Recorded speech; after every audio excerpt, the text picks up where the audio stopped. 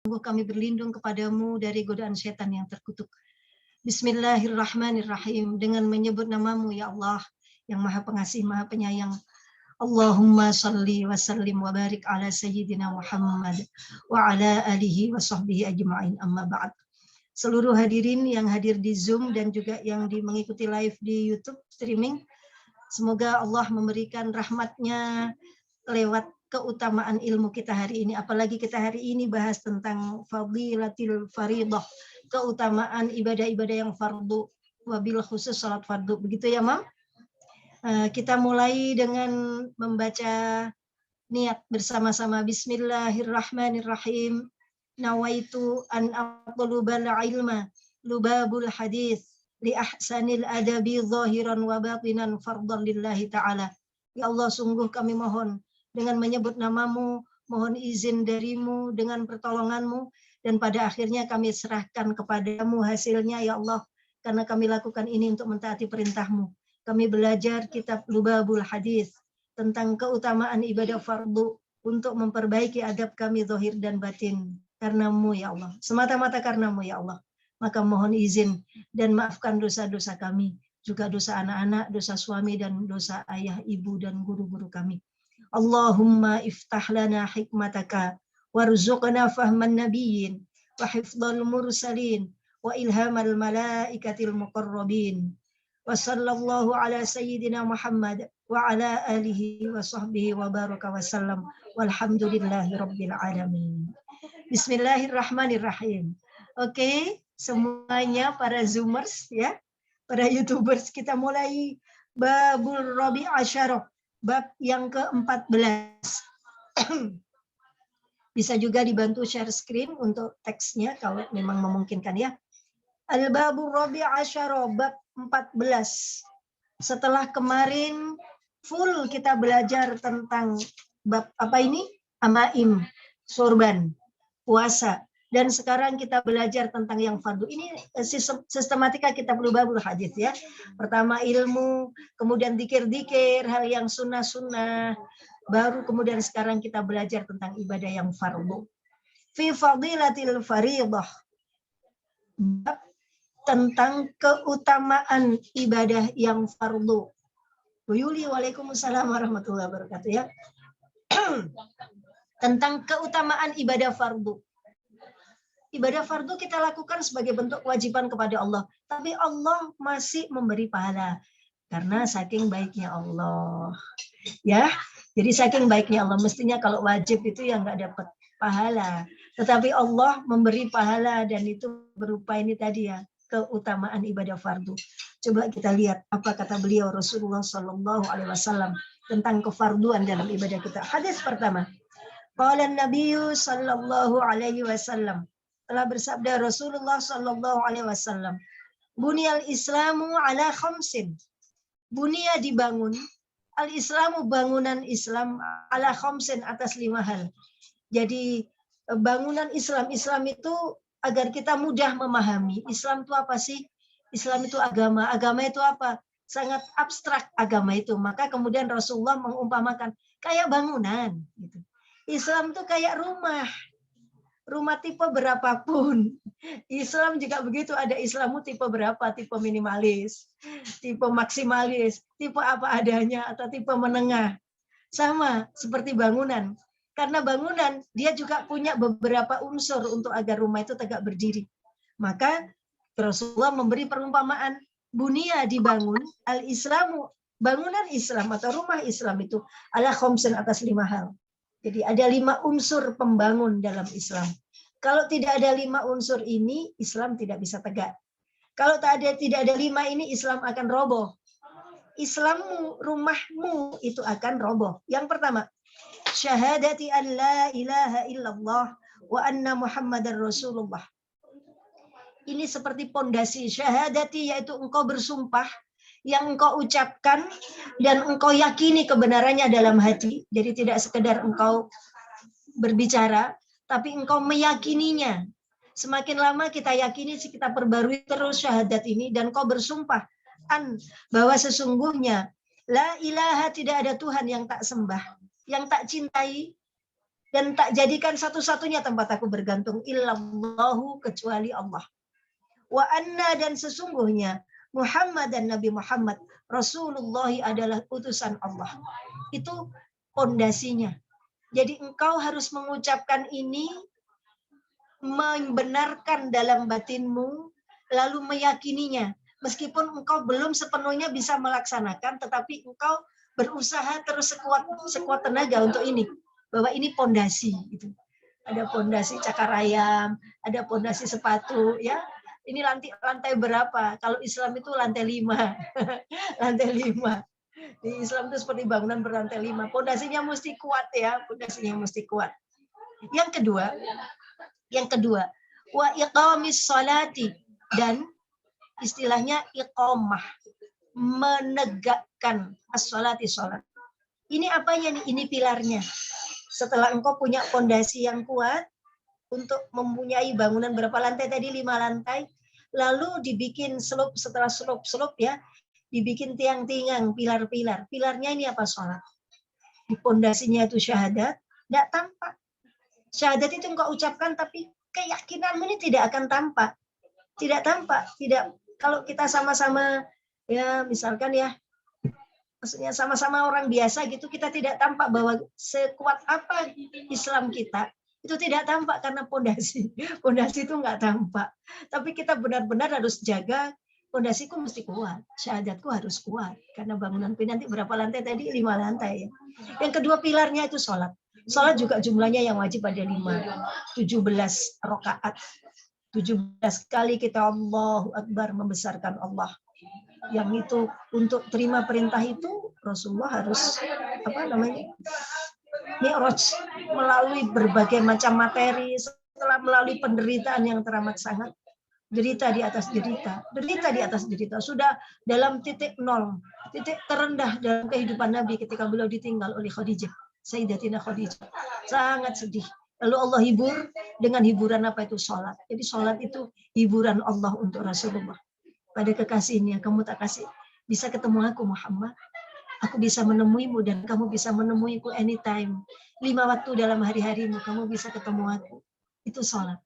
Maka menegakkan sholat itu adalah pilar atau tadi tiang pancang dalam bangunan 5 lantai Islam ini. Yang ketiga, apa yang ketiga? Wa ita'iz zakah, dan mengeluarkan zakat. Ini semua wajib. Zakat itu berarti infak atau pengeluaran yang sifatnya wajib dengan hitungan tertentu, syarat dan ketentuan tertentu. Di semua ibadah tadi, syahadat, sholat, zakat, itu masing-masing ada rukun-rukunnya, ada unsur-unsurnya. Itu disebut ibadah mahdhah, ya, ibadah yang murni untuk Allah. Syahadat, sholat, sama zakat. Zakat seperti apa, Mi? Kalau zakat? Zakat itu seperti pintu dan jendela. Zakat itu seperti pintu dan jendela. Atau lebih tepatnya zakat itu mengamankan, mensucikan, ya, adanya tembok lah ya, tembok ya. Tembok itu mengamankan apa yang ada di dalam.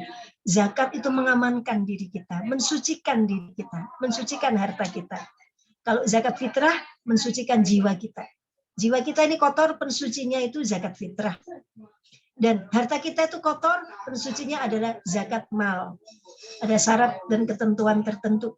Di zakat itu seperti apa? Dari tembok ini, tembok, dinding rumah. Kemudian yang keempat. Yang keempat apa yang keempat? Di sini yang keempat, wahijjal baiti, haji ke rumah Allah, ziarah ke rumah Allah, traveling ke rumah Allah. Yang sifatnya wajib, yaitu haji. Jadi haji itu adalah bangunan Islam. Sebagai apa haji ini? Haji ini seumpama adalah atap. Jadi bangunan ini sudah ada pondasinya, ada pilarnya, lalu setelah ada cagak-cagak itu dipasangi dinding batu bata, lalu dipasangi atap. Atapnya itu apa? Haji. Haji itu atap. Sebagus apapun rumah akan bocor kalau belum ada atapnya. Ya, bukan rumah kalau nggak ada atap ya. Bukan rumah juga kalau nggak ada dinding. Itu rumahmu kayak apa? Joglo itu bukan rumah.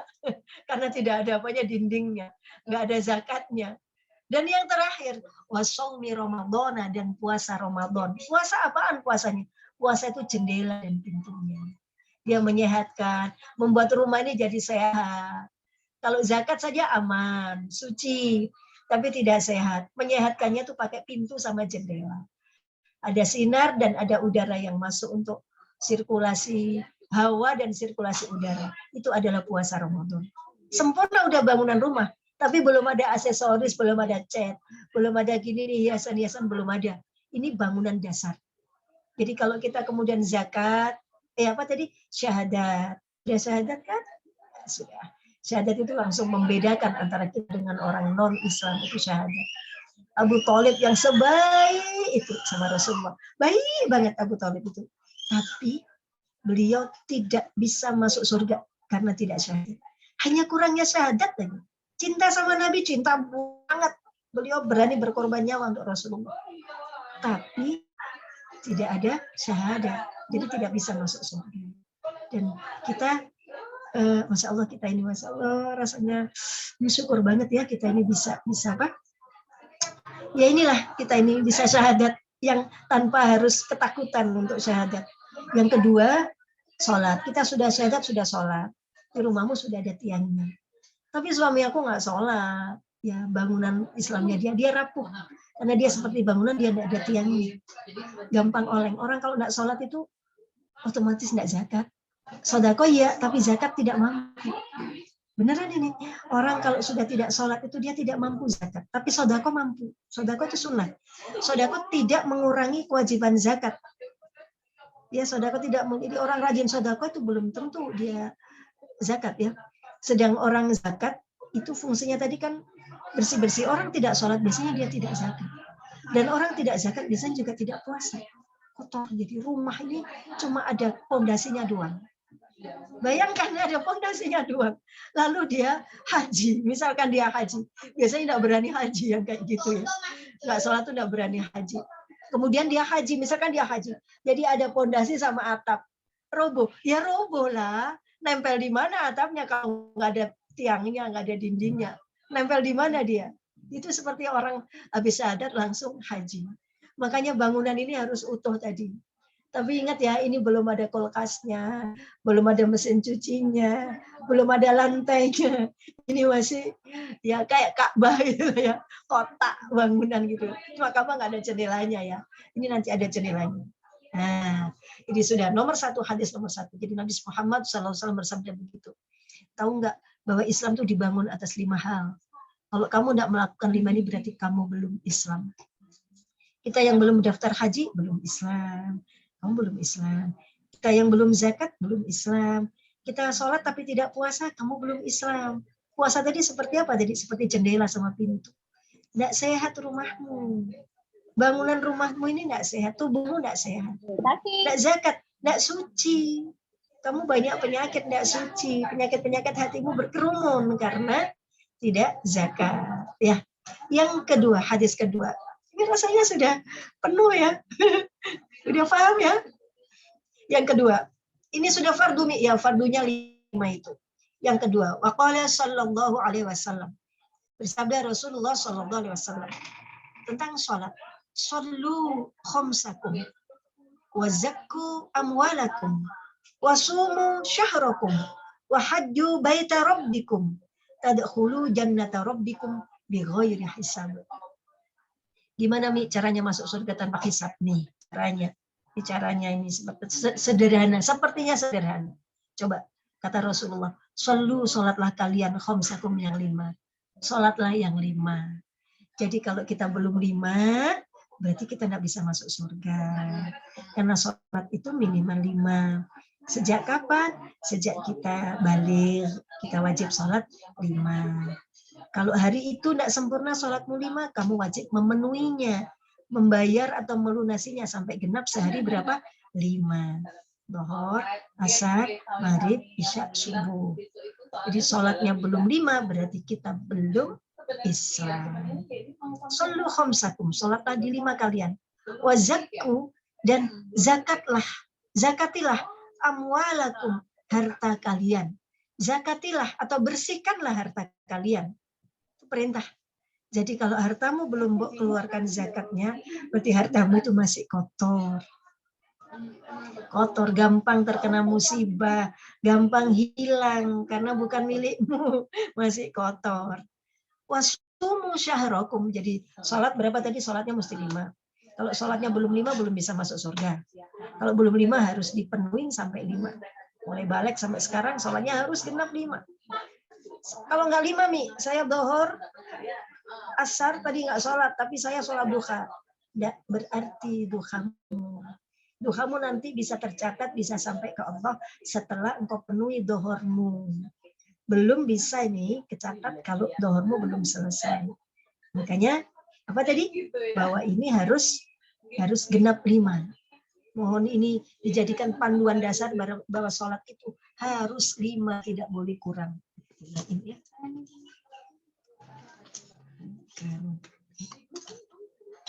Ya, kemudian setelah wasumu dan puasalah kalian, zakat selesai belum? Masih ada kekurangan lagi, yaitu sumu. Lalu puasalah kamu syahrakum di bulan kalian, yaitu bulan Ramadan. Di Ramadan itu dibilang bulan kalian, umat. Di bulannya umat itu Ramadan. Bulannya umat Muhammad itu Ramadan. Jadi Ramadan ini bukan bulan Allah, tapi Ramadan ini bulan umat. Bulannya umatnya Nabi Muhammad SAW. Terakhir, wahajju dan berhajilah kalian baita rabbikum, di rumah Rabb kalian.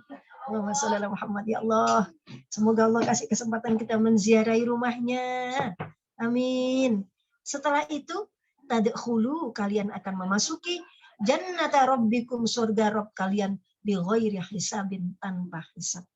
Jadi kalau sholatmu sudah genap 5, kemudian zakatmu sudah mulai, kamu punya deposit senilai 35 juta, mulai hartamu segitu itu 1 tahun, minimal 35 tadi, sampai nanti harta berapa, itu kamu zakati. Kamu puasanya sudah genap 30 hari, yang belum genap 30 hari bayar, lunasi sampai genap 30 hari. Lalu kamu sudah haji 1 kali seumur hidup, haji musah, maka engkau bisa masuk surga. Bi ghairi hisab, tanpa hisab. Nah, masalahnya kadang-kadang sholat kita itu ya 5, tapi akhir-akhir ini aja sejak umur 40. Tadinya saya nggak genap 5, yaitu harus dibayar. Zakat juga begitu. Tanah yang sana belum dizakati, itu harus dibayarkan utang zakatnya. Begitu juga puasa. Selama kemarin-kemarin haid, nifas, nyusui belum tak kodok, ya itu harus dikodok. Biar genap berapa tadi? 30 hari. Baru kemudian bisa masuk surga. Itu ya, ya, ini ilmu dasar. Ini faridah yang wajib-wajib. Jadi kayak kita baca sholawat, baca istighfar, baca tasbih, itu isinya rumah. Terus kalau kita baca sholawat, senang sodako, senang tasbih, tapi itu seperti kita beli kursi, beli aksesoris rumah ya, beli mesin cuci, beli lukisan-lukisan bagus, mahal. Tapi kita tidak punya rumah, terus ditaruh mana? Ditaruh teras. Kita tidak punya rumah. Maka rumah ini yang terpenting. Jadi ini basic ya para jamaah sekalian. Pola pikir seperti ini basic. Wajibmu ini loh seperti rumah. Gitu. Saya ini orangnya rajin tahajud nih. Rajin sodako, senang saya sodako Jumat berbagi itu senang. Tapi zakat kita belum. Itu seperti kamu beli alat-alat bagus di rumah, tapi belum punya rumah. Belum ada pondasinya, belum ada dinding-dinding. Ya jadi gimana dong? Ya keleleran, belum bisa terlindungi. Maka itu mesti yang wajib dulu ya, yang wajib dulu, bukan yang sunnah dulu. Sunnah menyempurnakan isi rumah. Oke, hadis nomor 3. Bahwa ini adalah bab kewajiban. Beda lagi kalau kemarin bab bismillah, bab la ilaha illallah, bab istighfar, bab pakai sorban. Ya, itu semua kesunahan-kesunahan. Sedang ini adalah wajib. Sekarang dibalik pola pikir kita, ini dulu, ini selesaiin gitu urusan yang wajib ini. Hadis nomor 3. Wa qala sallallahu alaihi wasallam, as-salatu imaduddin. Faman aqamaha faqad aqamad-din. Wa man tarakaha faqad hadamad-din. Sebentar ya, kayak suaranya.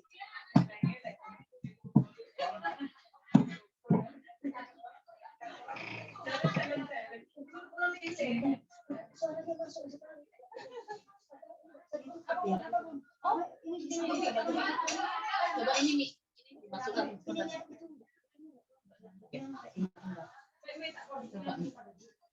Enggak apa-apa ngomong ini aja ditutup. Nggak bisa di bawah ini. Sebentar. Kalau dicabut mati nggak nih? Itu sudah Mati ya? Coba mau saya taruh di atasnya sini lagi. Permisi ya, saudara-saudara. Maaf ya, maaf ya. Bersamaan bicara di sini di Beauty Stars. Bismillahirrahmanirrahim. Oke, kita lanjutkan. Oke, kita lanjutkan. Hadis nomor 3. Bismillahirrahmanirrahim. Hadis yang sangat populer, sering kita baca. As-sholatu imaduddin. Salat itu tiang agama. As-sholatu adapun salat, imadun itu tiang. Tadi sudah diterangin Umi. Jadi bangunan rumah ini syahadat itu fondasinya, salat itu pilarnya atau tiangnya. Ini dikatakan oleh Allah, oleh Rasulullah. As-sholatu salat imaduddin adalah tiang agama. Faman aqamaha, maka barang siapa yang menegakkannya, faqad, maka sungguh aqama, dia telah menegakkan ad-dina, agama. Siapa yang dia sudah menegakkan agama. Siapa yang menunaikan sholat, berarti dia sudah menegakkan agama. Wa man tarakaha,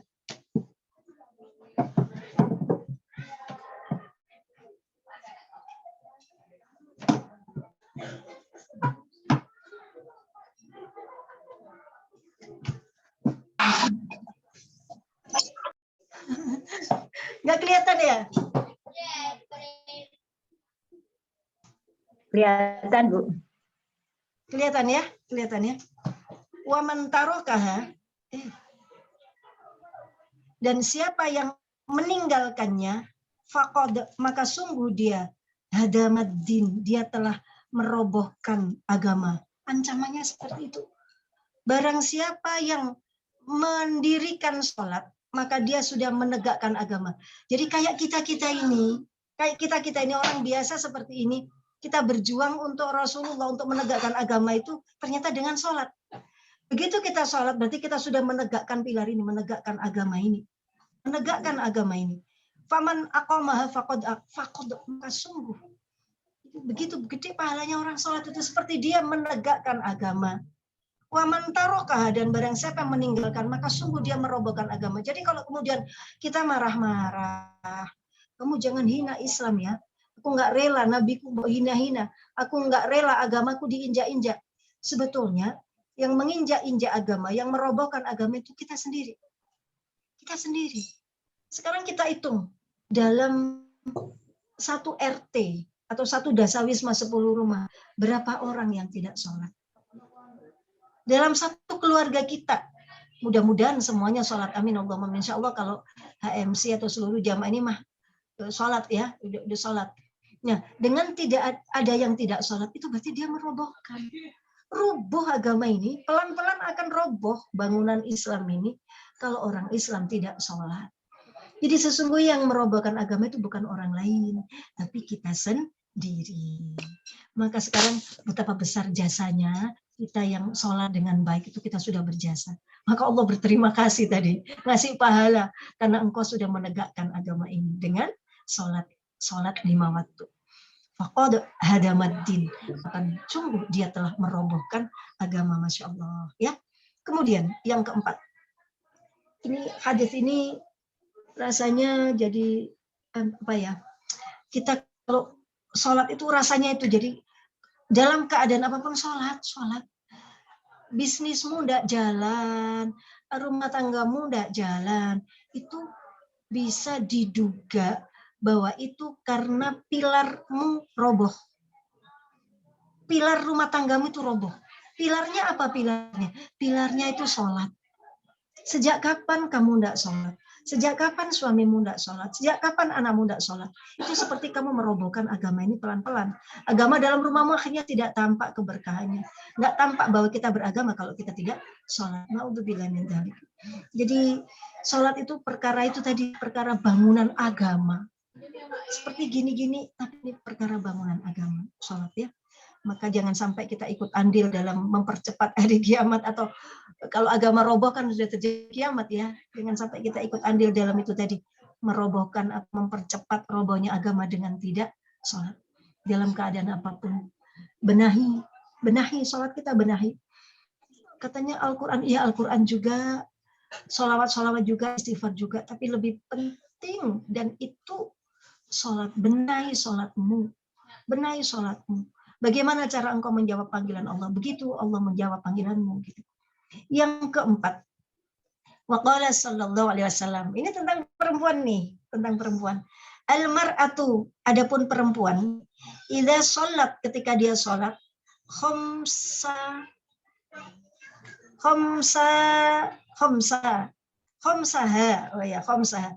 Idza sholat khamsaha. Ketika dia sholat limanya. Ini perempuan ya. Kalau perempuan itu dia sudah sholat lima ya, sejak kapan tadi? Sejak balik sudah genap 5. Sekarang kita yang punya anak-anak ini ya, punya anak-anak, kita harus menemani mereka, di samping memerintahkan, mengajari, kita juga melatih, membiasakan, dan bersama-sama dengan kita, diajak jamaah sama kita, agar dia terbiasa sholat berapa? 5. Enggak berat nanti. Karena berat karena dia merobohkan agama kalau dia tidak sholat gitu. Perempuan itu idza sholat khamsaha, ketika dia sudah sholat 5 waktunya, wa zakat malaha, dan dia membayar atau mengeluarkan zakat dari hartanya, wa shamat, dan dia telah puasa syahroha, di bulan Ramadannya, wa hajjat, dan dia berhaji, baita rabbiha, ziarah ke rumah Rabbnya, wa ata'at, dan dia taat, mentaati ba'laha, suaminya, wa ahsanat, dan dia menjaga farjaha, farjinya, tadkhulu jannata rabbiha, tadkhulu, maka dia akan masuk jannata rabbiha, ke surga Rabbnya, min ayyi babin, dari pintu mana saja, saat dia kehendaki. Tuh perempuan gampang ya, kalau perempuan surganya gampang. 1, salatlah genap 5 waktu. Sekarang fokus mengkodok kalau yang belum 5. Kemudian yang kedua, kamu puasa di bulan Ramadan genap 30 hari. 3, haji, zakat hartanya adalah perempuan kalau punya harta dizakati. Ya, bukannya itu kewajiban suami ya. Duit suami kan sudah diberikan kepada kita, belanja kalau kita kumpulin, sisa-sisa belanja ngumpul 35 juta, itu wajib dizakati ya. Dia zakat dari hartanya atau dari dirinya, zakat fitrah. Wa ta'at ba'laha, ada syarat ini, dia mentaati suaminya, ada taat suaminya. Wa ahsanat farja, dan dia menjaga farjinya, kalau bajuan rapi, tidak ketat, tidak transparan. Kemudian ya tidak transparan, karena transparan itu berarti tidak menjaga farjinya. Maka tadkhulu jannata, dia akan masuk surga. Surga Tuhannya. Surganya siapa? Surga Tuhannya. Min ayyi babin, dari pintu mana saja dia kehendaki. Jadi ini para bunda, para MCers, ya, dan juga para jamaah, cara masuk surga bagi perempuan itu fardu, diselesaikan fardunya, fokus diselesaikan fardunya sampai tuntas, baru kita sunnah-sunnah yang lain, ya. Karena itu syaratnya masuk surga itu fardunya beres. Taat kepada suami itu juga fardu. Dia sholatnya udah lunas, tapi dia tidak taat sama suami. Insya Allah kalau sholatnya sudah lunas, nanti hati kita dilembutkan. Dengan gampang kita akan mentaati suami. Insya Allah begitu. Ya, banyak yang mengalami seperti itu. Kita susah untuk taat, banyak menuntut ini itu tuh biasanya karena sholat kita belum beres. Pokoknya sholat ya. Kemudian masuk surga dari pintu mana saja. Siapa bilang masuk surga itu harus menjadi istri, sabar menjadi istri pertama, harus rela suami menikah lagi. Ya itu mah ya subjektivitas ya. Ternyata tidak nih, tidak. Kita bisa lewat masuk surga dari mana saja. Pintu surga ada 8. Dan kita punya master key atau kunci master yang bisa dipakai masuk untuk seluruh kompleks. Ya Allah, betapa menyenangkannya. Padahal itu tadi syaratnya. Lumayan gampang. Nggak ada harus menjaga suaminya, enggak. Menjaga farjinya, bukan menjaga suaminya. Harus cantik, nggak ada cantik. Harus pintar, nggak ada pintar. Bukan cantik, bukan kaya. Tidak ada syarat itu semua. Nggak ada syarat itu semua. Itu tadi syaratnya. Sholat, 5, puasa, dan taat kepada suami sama menjaga farji. Pintu mana saja. Waduh, ya kalau yang tadi kan bighairi hisab. Sekarang pintu mana saja. Sekarang hadis nomor 6. 1, 2, ya, 3, 4, 5. Hadis nomor 5. Nomor 5. Wa qala sallallahu alaihi wasallam, di kulli syai'in, bagi setiap sesuatu, alamun, ada tanda. Sesuatu itu ada tandanya. Kayak ini air, ada tandanya. Oh, dia dibungkus dalam satu gelas, ada warna biru-birunya, oh itu berarti merek itu tandanya. Semua hal ada tandanya, ada bentuknya, ada yang bisa dilihat ya. Di kulli syai'in alamun, setiap sesuatu ada tanda. Wa alamul iman, dan tandanya iman adalah as-sholatu, sholat. Sekarang kita menukik di bab sholat. Tadi umum 5 hal, bangunan 5, sekarang kita menukik di bab sholat.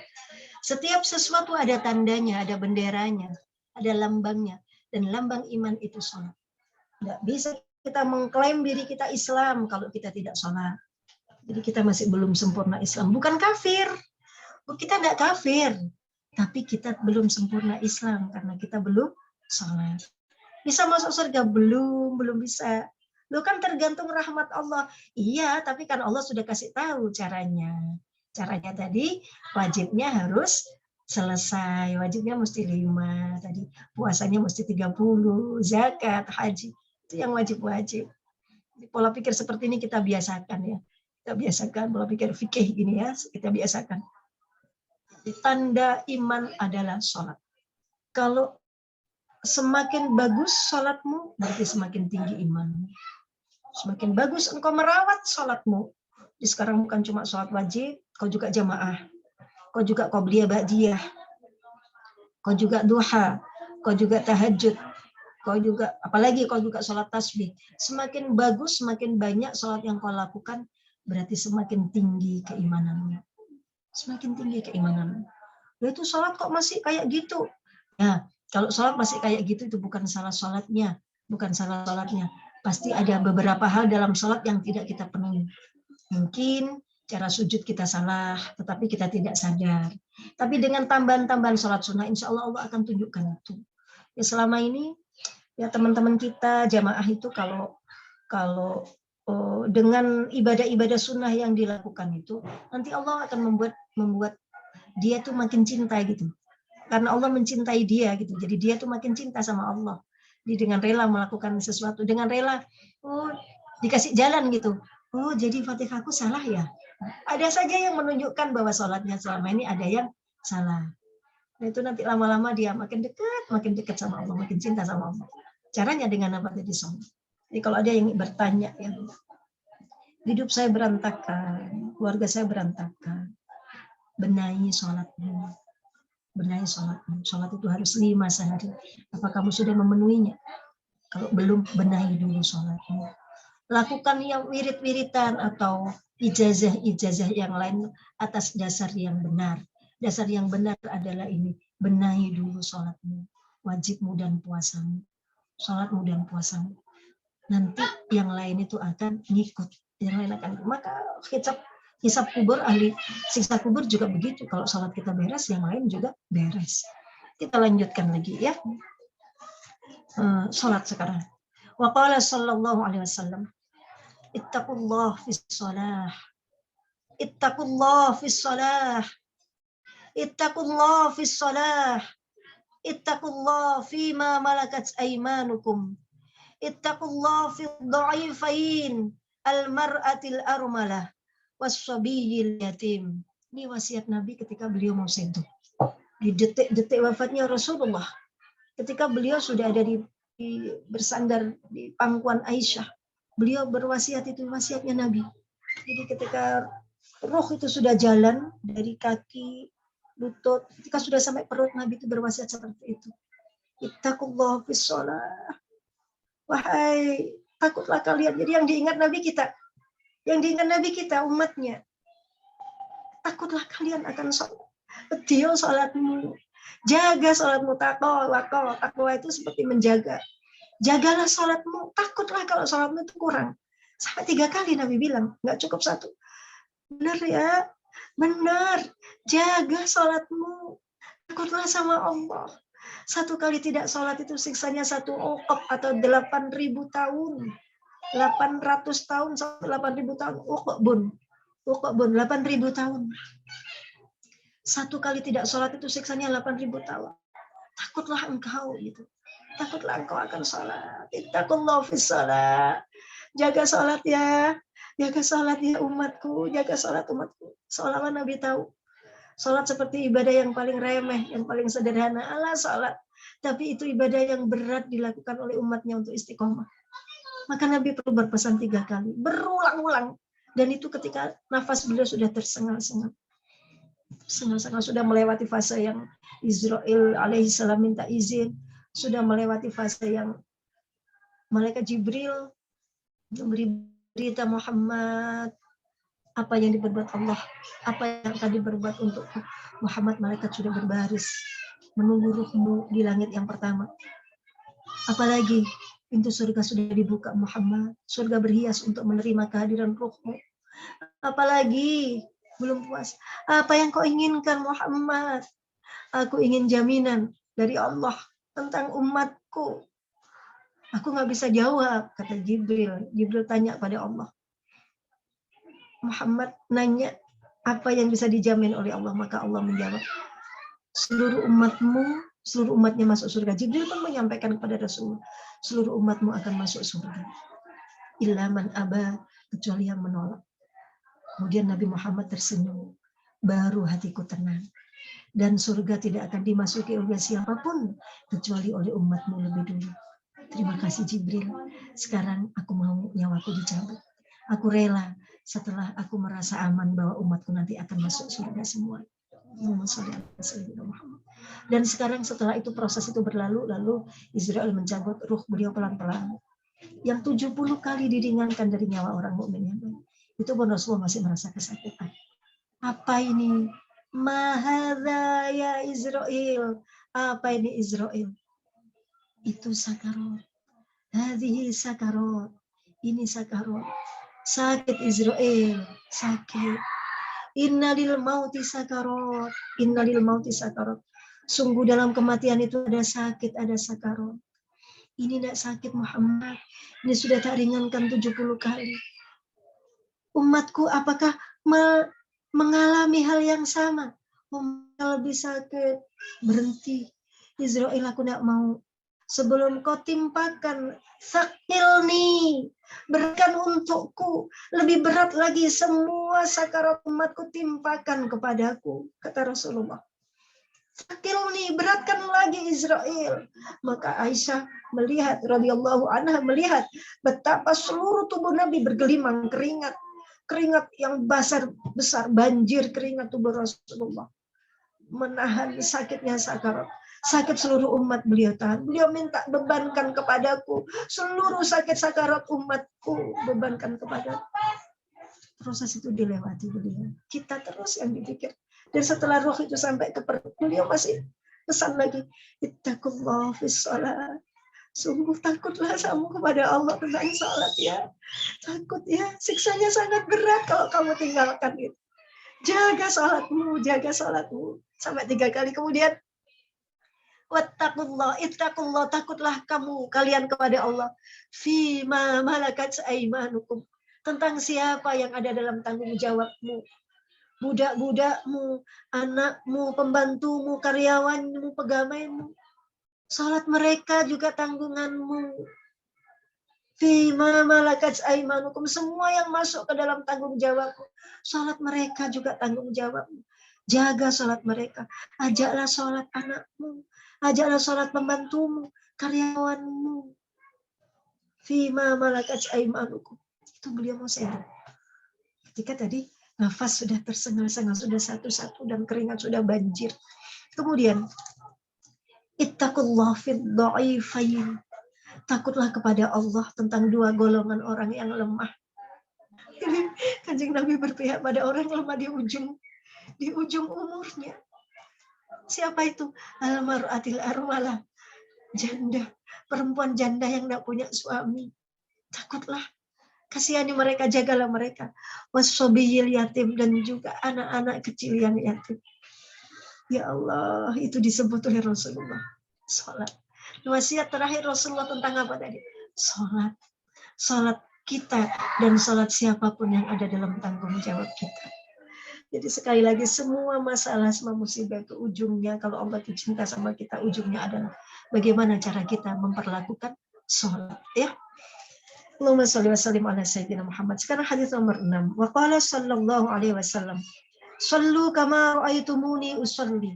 Shallu, salatlah kalian. Kama, seperti halnya, ra'aitumuni, kalian telah melihat, usolli, aku salat. Salatlah kalian seperti kalian melihatku salat. Jadi sholat kita itu, ini kan asbabul wurudnya, cerita lahirnya hadis ini adalah ketika ada seseorang sudah sholat di samping Nabi, gitu. Terus aku sudah sholat, ya Rasul. Belum, kamu belum sholat. Aku sudah sholat, belum, sampai 3 kali. Belum, kamu belum sholat. Terus Nabi bilang, "Shollu kama ra'aitumuni usolli." Sholatlah seperti aku sholat. Lalu Nabi mencontohkan kayak gini gitu. Dari mana kita tahu? Ya dari guru-guru kita yang bersanad akhirnya sampai kepada sholatnya Rasulullah. Sholatnya Rasulullah seperti yang kita lakukan melalui ilmu fikih, kita belajar bagaimana cara sholatnya Rasulullah. Ya, jadi begitu caranya sholat, tangan, ya semua menghadap kiblat, bukan begini, tapi begini, sendakep, baca Fatihah, kabiron, dan sebagainya. Itu shollu kama ra'aitumuni usolli. Tapi ada kemudian diklasifikasikan, ada yang rukun, ada yang sunnah. Jadi meskipun sholatnya Nabi seperti itu, tapi tidak semuanya wajib. Kayak bacaan Subhana rabbiyal azimi wa bihamdi ketika ruku. Itu sunnah. Dari mana kita tahu sunnah? Dari para imam mujtahid. Kenapa itu kok disebut sunnah? Karena Rasulullah juga kadang baca, kadang tidak. Dari mana kita tahu kadang baca, kadang tidak? Dari beberapa hadis. Dari mana kita tahu dari hadis? Dari guru kita dari gurunya, dan akhirnya sampai tadi itu, oh ada hadis yang ini, ada hadis yang ini. Akhirnya diambil kesimpulan bahwa membaca tasbih ketika rukuk itu hukumnya apa tadi? Sunnah. Shallu kama ra'aitumuni usolli. Hadis nomor 7. Wa qala sallallahu alaihi wasallam. Nih ya, ini tentang meninggalkan salat. Man taraka sholata muta'ammidan faqad kafara jiharon. Ulangi. Man taraka sholata muta'ammidan faqad kafara jiharon. Man, barang siapa, taroka, yang meninggalkan as-sholata, salat, muta'ammidan, dengan sengaja. Naudzubillah, naudzubillah. Berarti ada orang yang meninggalkan sholat tidak sengaja. Contoh tidur atau lupa. Itu tidak sengaja. Tapi kalau ini muta'ammidan, dengan sengaja. Faqad kafaro, maka sungguh dia telah kafir. Jiharon, terang-terangan. Masya Allah. Siapa yang meninggalkan sholat dengan sengaja? Sengaja berarti ya, kamu nggak sholat? Enggak. Dan meyakini bahwa itu sesuatu yang tidak penting. Nggak penting. Dan karena terpaksa, tapi sengaja, dan meyakini bahwa sholat itu tidak lebih penting dari kegiatannya gitu. Faqad kafara, maka sungguh dia telah kafir, jiharon, terang-terangan. Saat itu terang-terangan dia sudah kafir. Dalam perkara itu dia sudah kafir. Kafir. Kafir terang-terangan, kafir jiharon, kafir jahar, kafir terang-terangan. Tapi dia masih la ilaha illallah, masih syahadat ya, dia masih ada Islamnya, masih ada imannya. Tapi kan tadi iman itu ada tandanya. Tanda minimal adalah apa? Sholat. Gitu. Jadi tanda minimal adalah sholat. Jadi kalau orang sudah meninggalkan sholat dengan sengaja, maka pasti musibahnya akan banyak. Kalau nggak sekarang ya nanti, karena dia dihukumi sebagai apa tadi? Kafir terang-terangan dalam perkara itu. Meskipun KTP-nya Islam, dia bersyahadat, tapi dia meninggalkan sholat dengan terang-terangan. Itu faqad kafara jiharan. Naudzubillah min dzalik. Maka ya Allah, kita berdoa semoga teman-teman, keluarga, suaminya, anaknya, putranya yang masih kadang-kadang meninggalkan sholat dengan sengaja atau tidak sengaja, kita doakan semoga dengan barokah bulan Sya'ban ini bisa meninggalkan kebiasaan itu. Jadi Dan benar ini sholat itu wasiatnya Nabi. Beliau mau meninggal tuh wasiat hal-hal yang penting itu.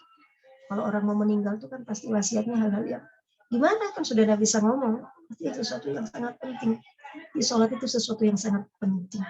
Lebih dari apapun. Maka kalau ingin perbaikan dalam segala benahi sholatmu. Benahi sholatmu. Benahi itu maksudnya apa? Perbaiki. Tambahi jumlahnya dari yang wajib menjadi yang wajib plus sunnah. Tambahi jamaah, tambahi lebih awal lagi waktunya. Ya. Kecuali kalau udzur-udzur syar'i.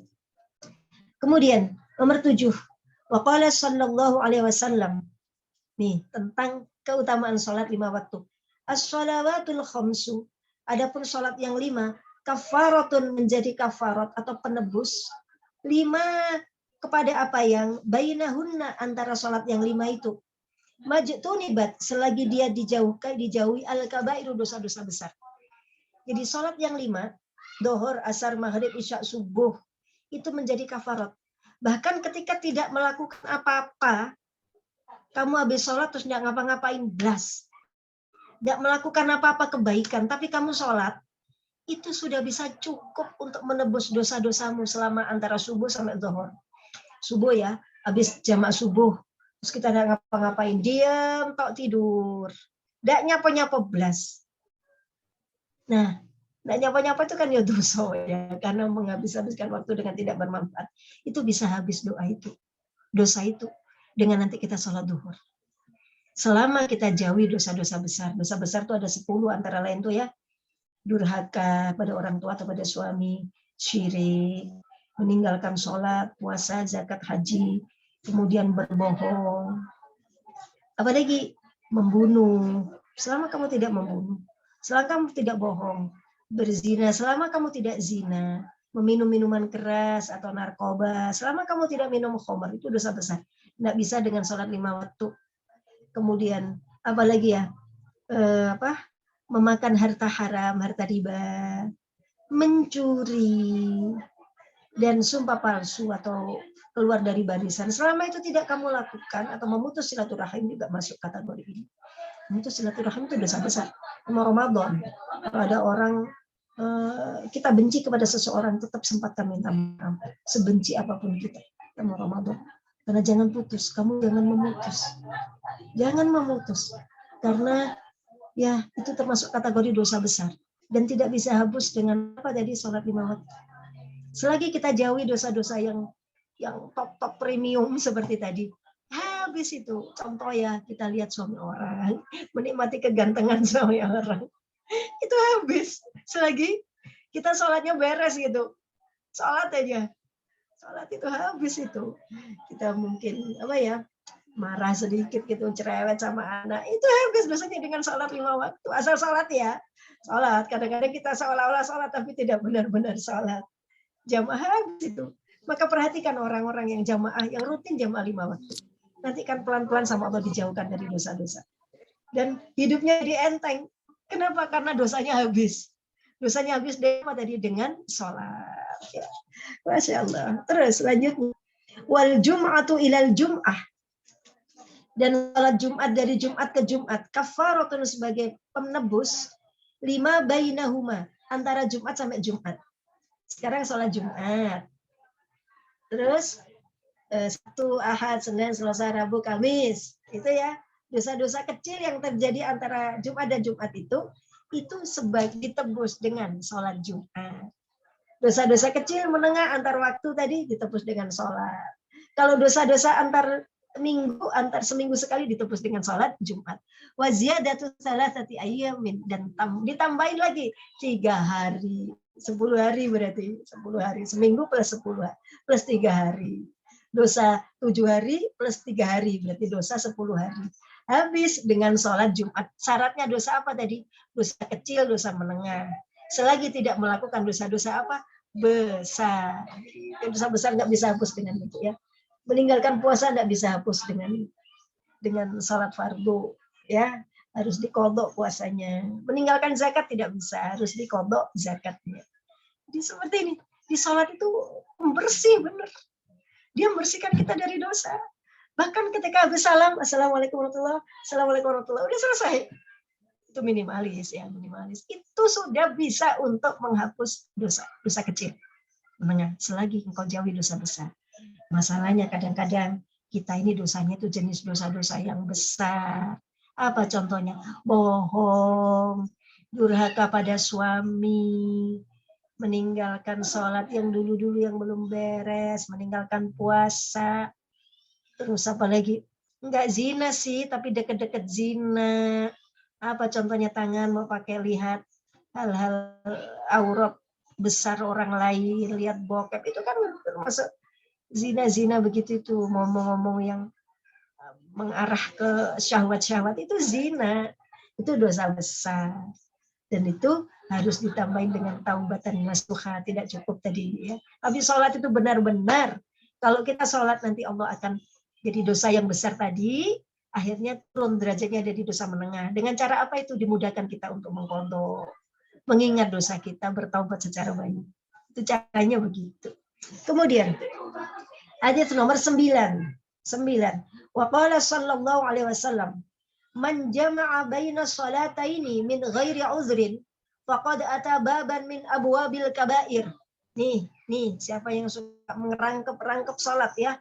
Man, barang siapa jamaah yang mengumpulkan baina salataini, dua salat dohor sama asar, wis aku repot tak kumpulin aja jadi satu, enggak ada sebab apa-apa, min ghairi uzrin, tanpa uzur. Enggak ada uzur apa-apa, hanya malas saja. Eman wudhunya ya, hanya malas saja. Faqada ata, maka sungguh dia telah mendatangi baban, satu pintu, min abwabil kabair, dari pintu-pintu dosa besar. Enggak boleh ngerangkep sholat itu, tidak boleh. Enggak boleh. Kecuali kodok ya, kodok itu dirangkep-rangkep, maksudnya sehari itu kita sholat bisa 50, 60, 30, 20, 30, 40 kali, 50 kali, rangkep-rangkep, kecuali kodok, ya karena kapan lagi gitu. Pada dasarnya ini tadi, mengumpulkan dua sholat itu kalau tanpa udzur tidak boleh. Tidak boleh, itu sudah kamu memasuki salah satu pintu dari pintu dosa besar. Dosa besar apa itu? Meninggalkan sholat.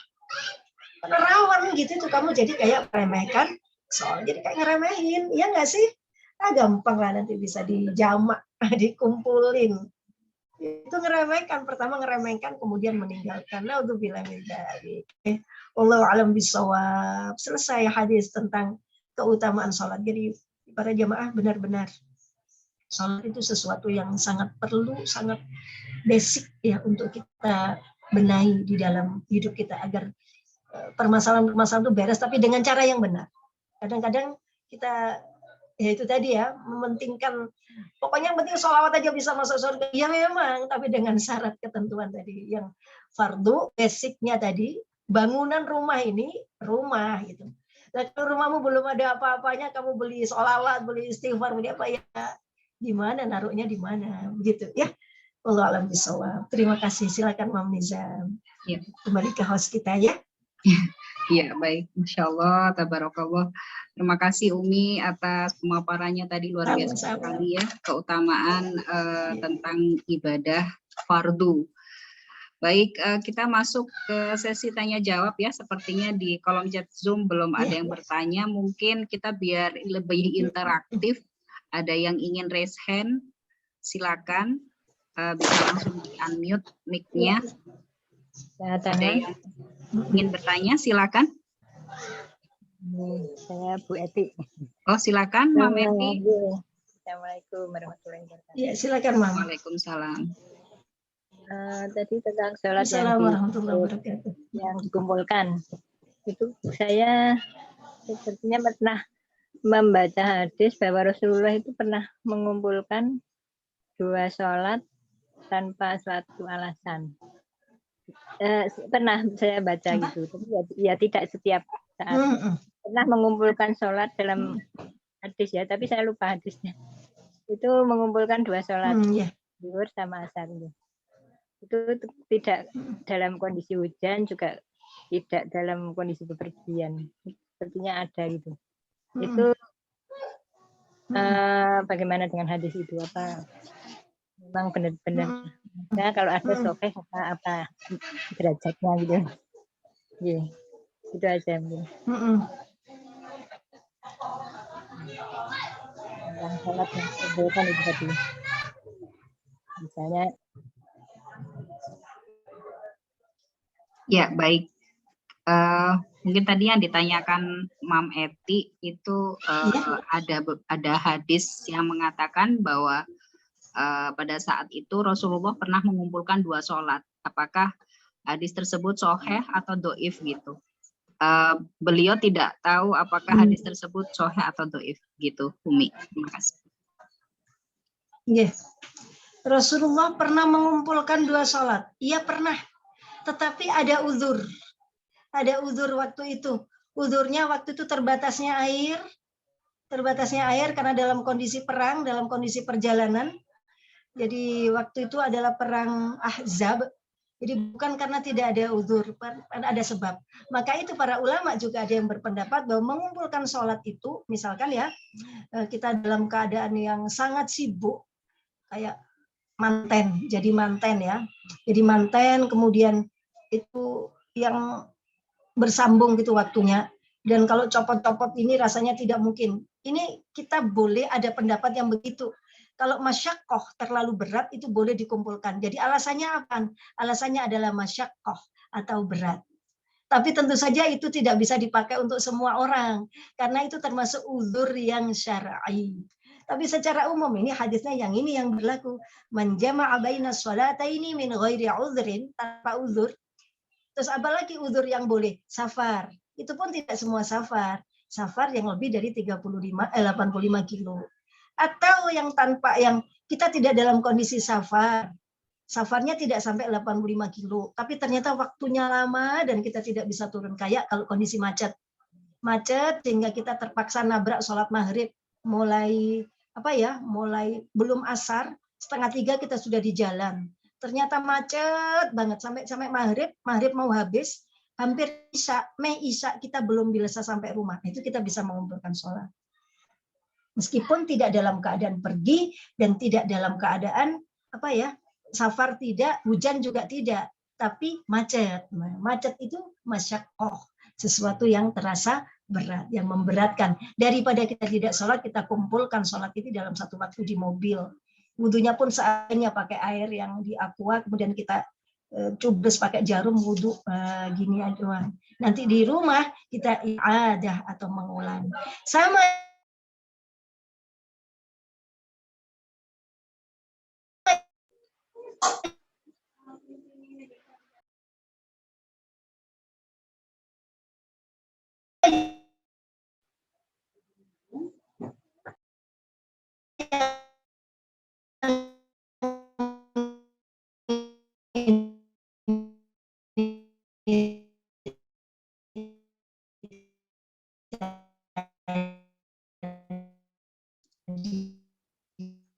Iya, sepertinya suara Umi ini ya, masih ada kendala di suara ya Umi. Rasulullah mengumpulkan sholat total, uzurnya tidak. Ya. Ya. Okay. Baik. Ya, demikian ya Mam Eti. Semoga jawabannya bisa dipahami ya Mam Eti. Iya. Suaranya ya. Jadi kalau bertanya hadisnya seperti apa bisa dicek. Terus ada juga itu kalau yang sholat waktunya hujan itu dikumpulkan gitu. Jadi itu memang ya hujan. Juga ini hujan dia bisa misalnya. Iya pernah hujan dikumpulkan. Hujan dikumpulkan dan kita tahu ya kondisi waktu itu rumah sahabat itu ya kita sekarang kalau di Masjid Nabawi itu kan kondisi rumah itu kan jauh-jauh gitu ya. Terus hujan terus nggak kayak sekarang ya. Nggak ada payung, nggak ada apa. Dan hujannya tuh nggak kayak sekarang juga. Dan kita ada mobil, ada jas hujan, ada itu. Tentu saja kita tidak harus mengumpulkan. Nah itu kan konteksnya adalah dulu keadaannya tidak memungkinkan. Jadi kalau pulang ini waktunya habis nanti gitu. Dan hujan terus ini, nah itu bisa dikumpulkan. Tapi Imam Syafi'i untuk pendapat-pendapat yang seperti itu beliau sangat berhati-hati. Itu yang mengumpulkan sholat tadi itu yang repot kalau mantan itu bukan Imam Syafi'i, itu Imam Maliki. beliau kalau dalam keadaan masyaqqah boleh mengumpulkan 2 sholat, niatnya menjamak. Sebabnya bukan karena safar, tapi karena masyaqqah, karena berat, memberatkan. Dan itu untuk Imam Syafi'i tidak dipakai, karena khawatir orang akan, ini tadi, masuk ke dosa yang kabair, atau abwabil kabair, pintu-pintu dosa besar. Begitu, ya. Mungkin termasuk orang sakit dan orang tua itu juga ya. Mungkin. Safar, kalau safar lebih dari 85 kilo tadi, Mam, bisa di jamak takdim atau jamak akhir. Kalau yang sakit itu juga sakit atau orang tua. Sakit atau orang tua itu sakit, kalau sakit atau orang tua, bukan di jamak kalau sakit. Kalau sakit itu sholat bi hurmatil waktu, sholat dengan keadaan seadanya. Nanti kalau sudah sembuh di i'adah. Orang sakit ya, mbah-mbah gitu, atau ibu kita pakai pampers. Kalau tiap sholat harus ganti pampers, rasanya berat. Itu masyaqqah. Maka beliau sholat seperti adanya, masih pakai pampers, kemudian sholat. Tentu saja beliau tidak sempurna syarat sahnya karena masih mengandung najis. Tapi tetap sholat untuk dihormati waktu, menghormati waktu. Sholat gerakan seperti biasa sambil tiduran, ya. Sambil tiduran gini sambil Allah alhamdulillah. Nanti kalau sudah sehat itu bisa diiadah atau diulang karena tidak sempurna. Kalau kemudian meninggal, nah itu diampuni karena nyatanya sudah sholat. Begitu ya. Jadi kalau sakit tidak bisa dijamak. Kalau sakit itu sholat dihormatil waktu tadi. Namanya sholat dalam keadaan darurat boleh ya, boleh. Imam Syafi'i sholat dihormatil waktu sholat karena menghormati ini waktu sholat. Tapi keadaan tubuhnya belum memenuhi syarat-syarat sahnya sholat. Okay. Baik. Orang tua nggak pernah sholat sama sekali. Iya. Ya, terima kasih atas pertanyaannya, Mam Eti. Semoga bisa dipahami ya. Terima kasih. Baik, ada lagi yang ingin bertanya, mungkin bisa diketik di kolom chat Zoom atau raise hand biar lebih interaktif. Silakan, Mam. Oke. Mam, ini ada pertanyaan begini. Iya. Mi, kalau orang tua nggak pernah sholat sama sekali, gitu gimana, Mi? Kalau diingatkan katanya yang penting hatinya, gitu itu, Mi. Ya, ya. Kalau yang penting hatinya, kan hati itu iman dan hati itu harus ada tandanya. Hati itu ada tandanya. Hati yang cinta itu ada tanda-tanda cinta, ya kan? Hati yang iman itu ada tanda-tanda iman. Yang penting hatinya baik. Orang Hindu juga hatinya baik. Ada yang hatinya baik. Orang yang non-Islam juga ada yang hatinya baik. Tapi yang kayak gitu itu habitat a'maluhum, surat Al-Baqarah. Habitat a'maluhum fid dunya wal akhirah. Allah menghapus amalnya di dunia sama di akhirat. Wa may yartadid minkum, barang siapa yang murtad atau keluar dari Islam atau kafir ya, andinihi, dari agamanya, maka fahuwa kafaratun, dia kafir. Dan kalau dia kafir berarti bahwa kafaratun, maka habitat a'maluhum, luntur atau hancur atau habis binasa semua amalnya. Jadi kalau tidak Islam, tidak iman, sebaik apapun orang, sebaik apapun hati orang, kalau dia tidak Islam berarti habis amalnya. Adapun tanda-tanda keimanan atau keislaman itu adalah sholat. Ya, kalau dia bilang begitu, yang penting hatinya baik. Ya, itu pendeta itu juga hatinya baik, gitu ya. Tapi kan ya tidak bisa disebut Islam gitu karena tidak cukup hati yang baik. Baik, ya. Bagaimana halnya dengan lansia, Umi? Misalkan usia sudah 80 ke atas gitu ya. Kemudian beliau sudah mulai pikun gitu. Atau apakah di sini bisa ada keringanan untuk sholat atau bagaimana, Umi? Untuk lansia yang sudah agak pikun begitu. Ya, lansia yang pikun, syarat wajib sholat itu Islam, balik, berakal. Jadi kalau beliau Islam, atau Islam, balik, tapi beliau tidak berakal. Karena pikun itu berarti tidak berakal. Berarti beliau tidak wajib sholat. Tidak wajib sholat. Antara pikun tuh suka nanya gitu, aku sudah makan apa belum? Iya, betul. Ini maghrib apa isya apa subuh lah, itu berarti dia pikun, beliau pikun. Yang kayak gitu sudah tidak wajib sholat. Baik. Ya. Baik. Tapi sama duit nggak pikun, ya karena kebiasaan. Tapi secara umum sama waktu-waktu pikun. Baik, Umi. Duit Ya. ingat terus. Baik. Itu tidak wajib sholat ya. Baik, Umi, terima kasih atas jawabannya. Baik, Mom, ada lagi yang ingin bertanya, silakan bisa raise hand atau bisa diketik di kolom chat Zoom. Sambil menunggu pertanyaan lain mungkin karena masih ada waktu ya Umi, kurang lebih 15 menit ya insya Allah. Bagaimana halnya dengan perbedaan mungkin ya fardu kifayah dan fardu ain? Mungkin bisa dijelaskan di sini, fardu kifayah dan fardu ain. Oh iya. Karena temanya kan relevan dengan keutamaan ibadah fardu ya Umi. Ya, fardu. Sholat mungkin ya. Ya. Betul. Terima kasih Imam Nizam. Jadi fardu ada dua macam. Fardu itu artinya wajib, ya. Fardu artinya wajib, wajib dilakukan atas perintah Allah. Nah, fardu ada dua macam. Satu fardu ain. Fardu bagi tiap yang punya ain, yang punya mata. Fardu bagi tiap individu, itu disebut fardu ain. Ada namanya fardu kifayah atau komunitas. Wajib bagi sekelompok atau sekomunitas. Artinya kalau fardu ain wajib dilakukan tiap orang, kalau tidak dilakukan dia pasti disiksa. Kecuali kalau minta ampun. Apakah dia otomatis diampuni? Belum tentu, tapi syaratnya harus minta ampun. Nah, itu fardu ain tiap orang. Contoh yang itu tadi, yang bangunan yang 5 tadi, syahadat, sholat, zakat, puasa, haji, taat pada suami, menjaga farji, itu semua fardu ain tiap individu.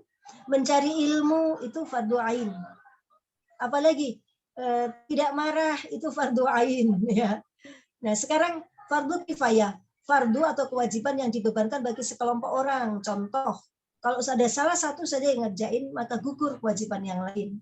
Jadi tidak perlu semua ngerjain. Contoh sholat jenazah. Kalau sudah ada yang sholat jenazah, maka gugur kewajiban yang lain.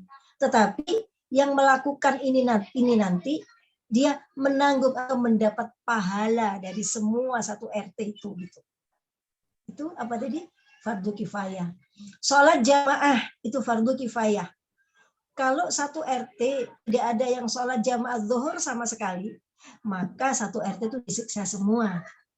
Tapi kalau sudah ada satu keluarga yang jamaah zuhur, maka satu keluarga ini menanggung pahala atau menerima ganjaran upah bagi semua orang yang berkewajiban sholat jamaah fardu kifayah. Apalagi yang fardu kifayah. Contoh, menjawab salam. Assalamualaikum, ini ada satu komunitas. Kalau sudah ada satu yang jawab Waalaikumsalam warahmatullahi wabarakatuh, gugur kewajiban yang lain. Tapi yang jawab tadi dapat pahala dari seluruh yang hadir. Begitu. Fardu kifayah. Di macam-macam fardu. Ada satu hal yang kita lupakan bahwa ada namanya bukan sekedar fardu tapi fardhah. Fardhah, ketambahan ya itu berarti segot mubalagh, segot menyangatkan. Talabul ilmi fardhah, mencari ilmu itu fardhah atau sangat fardu. Bukan fardu tapi sangat fardu. Jadi dari jenis kewajiban kefarduan itu semua, yang paling fardu itu mencari ilmu. Fardhah. Ya, begitu. Tapi di bab ini tadi Umi lihat fokusnya memang Rasulullah tentang sholat. Karena rata-rata memang ya semua masalah kita itu terkait sama sholat. Itu para jamaah, mams ya. Semua masalah kita, suami yang kurang baik, anak yang kurang baik, ekonomi yang memburuk, itu terkait sama sholat. Karena sholat itu pilar gitu, pilar. Siapa meninggalkan sholat dia ngerubuhin agama. Betapa besarnya dosa yang merobohkan agama.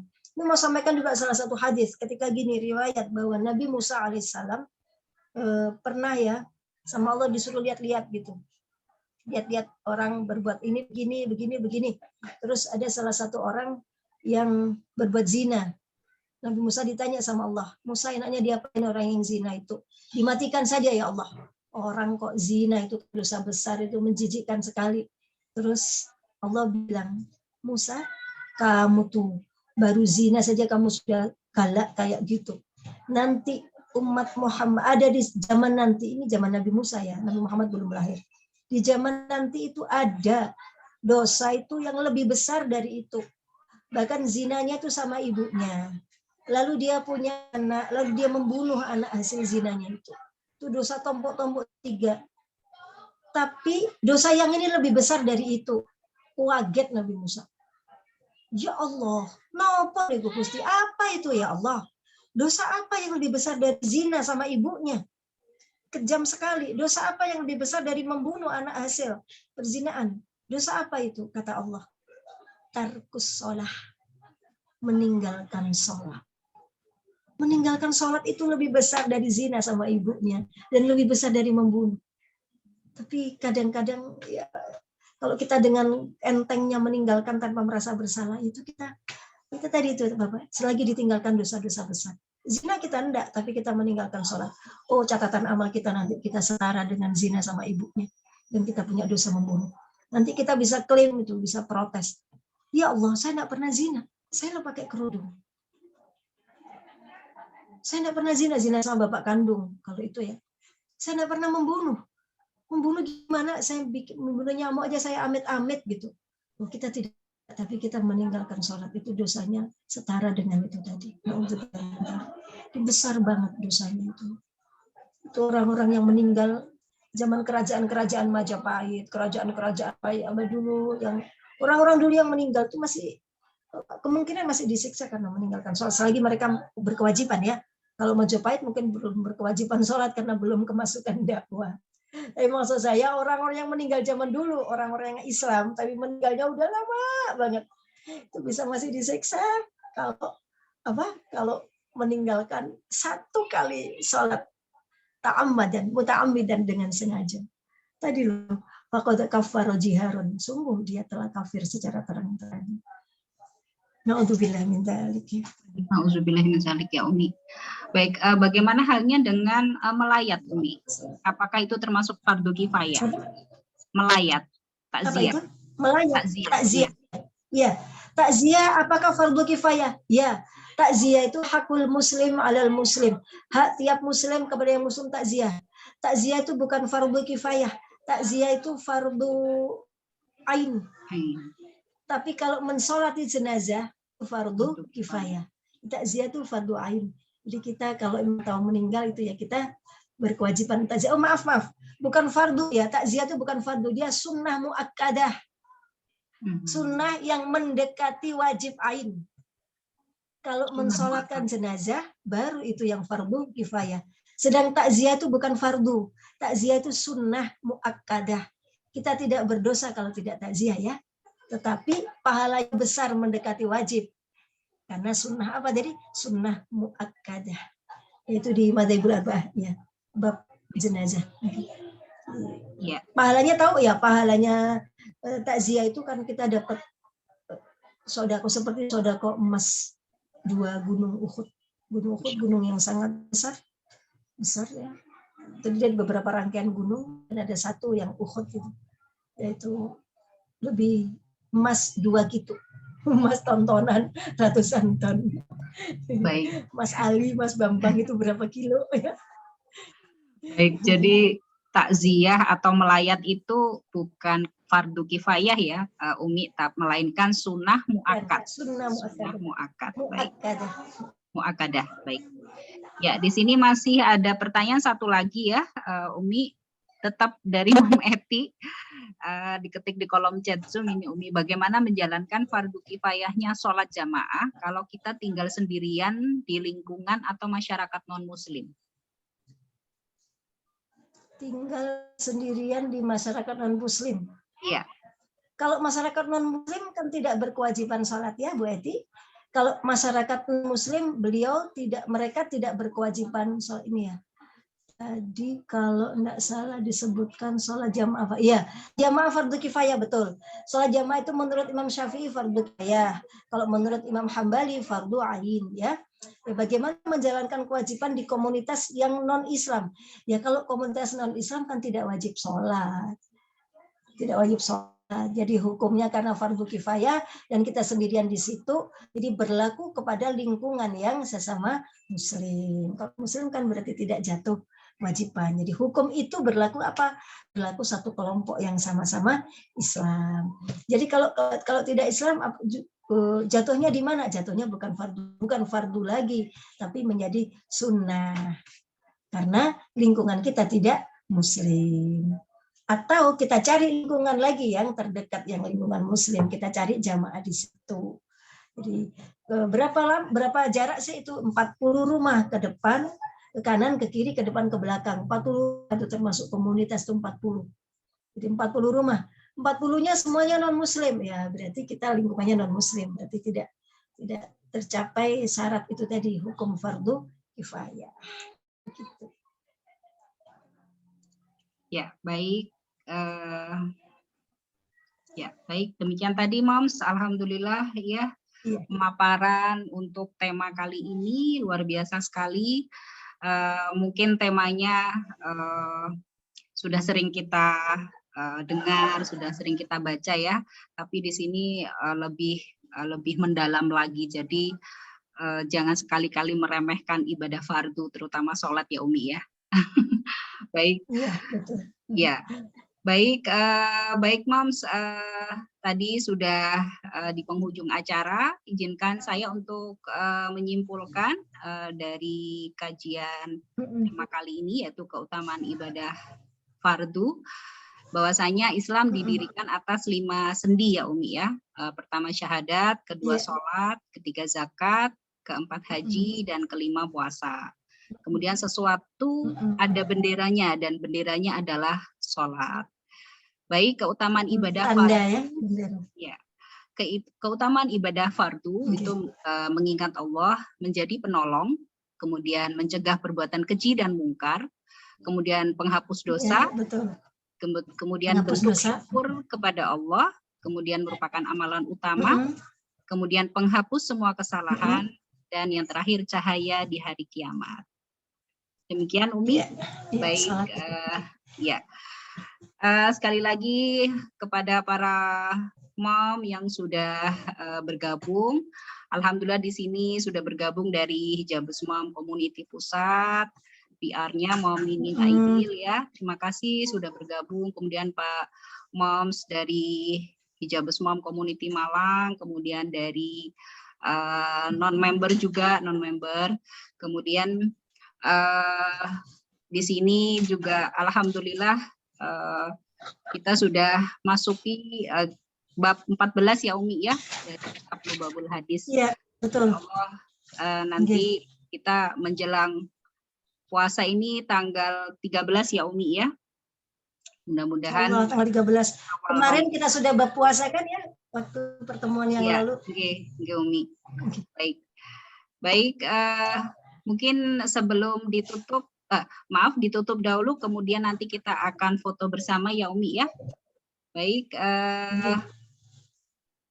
kita baca istighfar, kemudian doa kafaratul majelis. Astagfirullah, astagfirullah, astagfirullah. Astaghfirullahaladzim, astaghfirullahaladzim, astaghfirullahaladzim.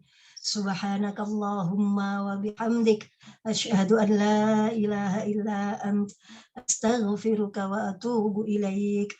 Bismillahirrahmanirrahim. Wa sallallahu ala sayyidina Muhammad wa ala alihi wa sahbihi wa baraka wa sallam. Alhamdulillahi rabbil alamin. Untuk seluruh mams dan seluruh jamaah, selamat menjalankan ibadah puasa Ramadan tahun ini. Kita tingkatkan meninggalkan kemakruhan dan melaksanakan kesunahan Ramadan. Seluruh kesunahan kita usaha lakukan, sedekah, baca Quran, tarawih, tadarus, kemudian jamaah, sholat jamaah semua kita lakukan, qobliyah, ba'diyah, tahajud, duha untuk yang tidak punya qada, dan kita tinggalkan yang makruh-makruh. Hal-hal yang menyenangkan yang akhirnya itu menjadi makruh karena ini Ramadan, kita bisa tinggalkan. Itu puasa kita tahun ini ya. Kita syukuri pandemi ini. Ya, semoga berlalu tapi tetap kita syukuri. Masya Allah. Nikmat Allah. Ya. Okay. Ya. Baik Umi. Terima kasih. Ya, izinkan saya berpantun ya Umi. Angin malam mengusir senja, bintang timur memancar cahaya. Rukun Islam ada 5, sembahyang itu tiang agama. Anak uda ada udang, jangan ditangkap dengan jala. Dirikan sembahyang 5 waktu ya Moms, karena itu rukun kedua. Baik. Baik, segala hal yang kami siapkan mungkin ada kurangnya, untuk itu kami selaku penyelenggara acara memohon maaf apabila mulai dari penyambutan tadi kurang berkenan di hati Moms. Sekian dari kami, usikum wa nafsi bitaqwallah, wabillahi taufiq wal hidayah. Wassalamualaikum warahmatullahi wabarakatuh. Jangan live dulu ya, kita foto bersama dulu nih. Baik. Ya, oke. Kita foto dulu ya.